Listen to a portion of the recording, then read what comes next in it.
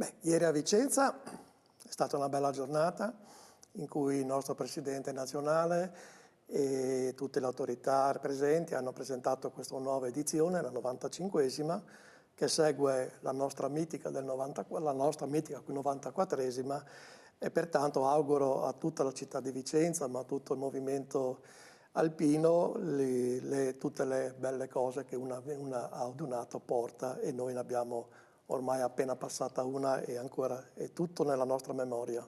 È stato un po' emozionante passare il testimone?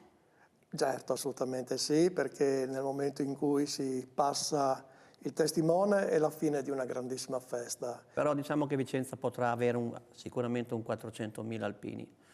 Quindi la sezione di Udine è pronta, abbiamo fatto 4 pullman che sono rigorosamente già tutti pieni, poi ci sono chi già alloggia in albergo, i B&B e via dicendo, e tanti alpini partono la domenica mattina, prendono il Frecciarossa e in 2 ore e mezza arrivano a Vicenza, quindi arrivano, fanno la sfilata, fanno la giornata, poi la sera rientrano in città. L'appello è quello che dicevo prima: stateci vicini, se potete mandate i vostri giovani, se i giovani ci stanno seguendo in questo momento accettate il nostro invito. Se poi la ex Naia, chiamiamola noi, diventasse un invito ai ragazzi a partecipare a un periodo di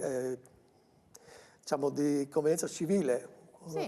L'importante è che loro capiscano cosa significa stare assieme, cosa significa un ordine e soprattutto obbedire a un certo ordine, cosa che al giorno d'oggi vedo molto difficile.